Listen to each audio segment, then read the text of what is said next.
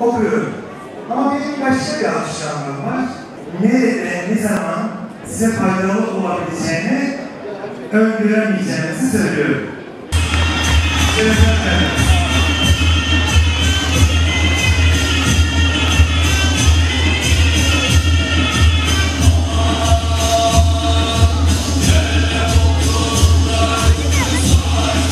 Evet, her ay gençlerimize kitap dağıtıyoruz. Şu ana kadar 3 milyona yaklaştık dağıttığımız kitap ve dağıtmaya devam ediyoruz. Neden? Çünkü dinimizin ilk emri oku.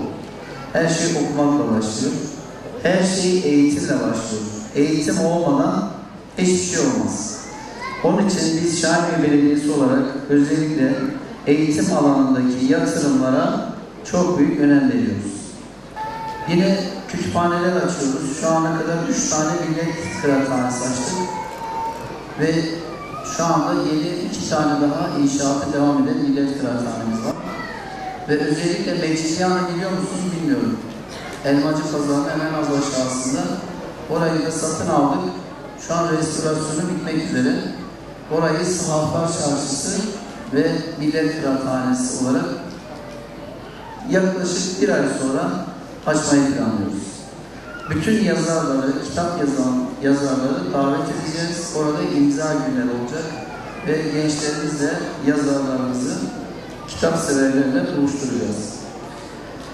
Yine ilçemizdeki bütün kahvehanelere, bütün berberlere, bütün kuaförlere ve camilerimize ve taksi duraklarına kitaplıklar koyduk. Kitaplar koyduk. Buraya gelenlerin de kitap okumasına destek oluyoruz. Gençlerimize eğitime, sağlığa, spora, kültüre, sanata daha çok yatırım yapacağız. Yeni bir kültür merkezi yaptık Karakaş'ta. Yakında oraya da hizmet alacağız.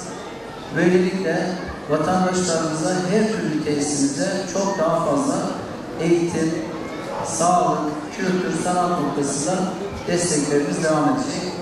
Ben tekrar tüm başarılı öğrencilerimizi, tüm velilerimizi, tüm öğretmenlerimizi kutluyorum. Hepinizi saygıyla, muhabbetle selamlıyorum. Çocuklarımızın okumasını, okuma alışkanlığı kazanmasını önemsiyoruz. Çünkü okuyan toplumlar gelişen toplumlardır.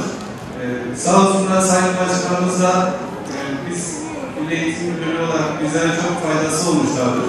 İşte okul arsasında okul yapımı, bugün olduğu gibi değerli öğrencilerimizin, çalışan öğrencilerimizin, başlayan öğrencilerimizin ödüllendirilmesinde olduğu gibi birçok ödülleri siz gençlerimize kazanmışlardır. Bundan dolayı Milli Eğitim Müdürlüğümüz adına, sevgili öğrencilerimiz adına, tüm öğretmenlerimiz adına ben ve Sayın Belediye Başkanımıza teşekkür ediyorum. Katılımlarınızdan dolayı hepinize saygılar sunuyorum. Evet, gülümsüyoruz ve alkışlar oluyoruz. Alkış gelmedi. Salonumuzda ücretsiz zil bulunmaktadır. Faydalanabilirsiniz.